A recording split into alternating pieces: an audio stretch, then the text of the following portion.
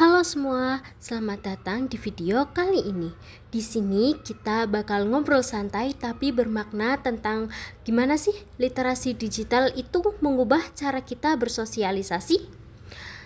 Yuk, kita mulai pembahasannya dari sudut pandang yang lebih dalam bareng kacamata sosiologi.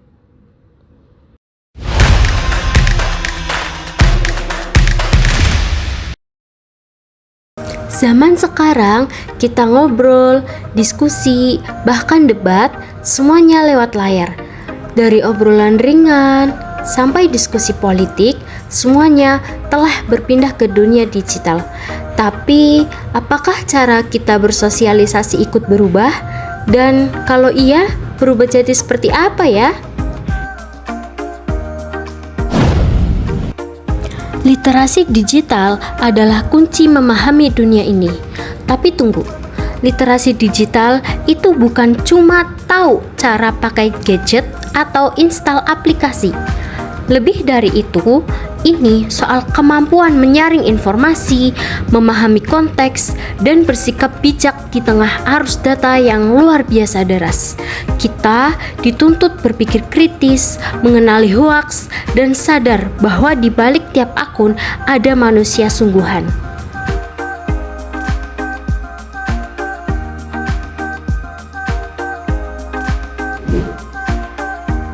Menurut teori interaksionalisme simbolik, makna sosial terbentuk lewat simbol dan interaksi. Nah, di dunia digital, simbol itu bisa berupa emoji, like, caption, atau bahkan hashtag. Namun, tanpa konteks nyata, makna bisa berubah dan disalahpahami. Inilah mengapa miskomunikasi sering terjadi hanya karena perbedaan cara baca atau persepsi. Dulu, ngobrol berarti ketemu langsung, dengar suara, lihat ekspresi. Sekarang, voice note atau reaction pun cukup, cepat, instan. Tapi, apakah sedalam itu?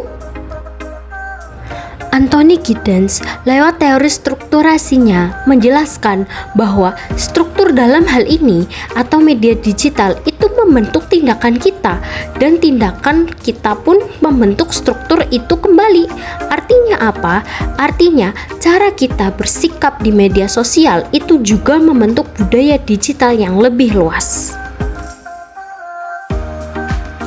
Lalu, di tengah dunia yang terhubung ini, kita masuk ke apa yang disebut Arjun Appadurai ini sebagai mediascape atau realitas yang dibentuk oleh media. Kita bisa merasakan dekat dengan orang lain di negara lain, tapi juga bisa terjebak dalam filter bubble dan echo chamber di mana kita hanya mendengar hal-hal yang memperkuat pandangan sendiri. Jadi, apa artinya? Nah, kalau kita tidak punya literasi digital yang cukup, kita bisa mudah percaya berita palsu, terlibat konflik maya, atau ikut menyebar kebencian tanpa sadar. Solusinya apa? Melek digital dengan empati. Kita perlu lebih dari sekedar tahu cara pakai aplikasi. Kita butuh kesadaran etis, tanggung jawab, dan rasa hormat dalam berinteraksi. Sharing sebelum sharing, pahami sebelum menghakimi, gunakan emoji dengan bijak, dan berkomentar dengan hati. Karena pada akhirnya, seperti kata sosiologi, masyarakat dibentuk oleh interaksi. Dan kalau interaksinya sehat, maka masyarakat digital pun bisa sehat. Dalam hal ini, teknologi hanyalah alat, tapi bagaimana kita menggunakannya itulah yang menentukan arah peradaban kita.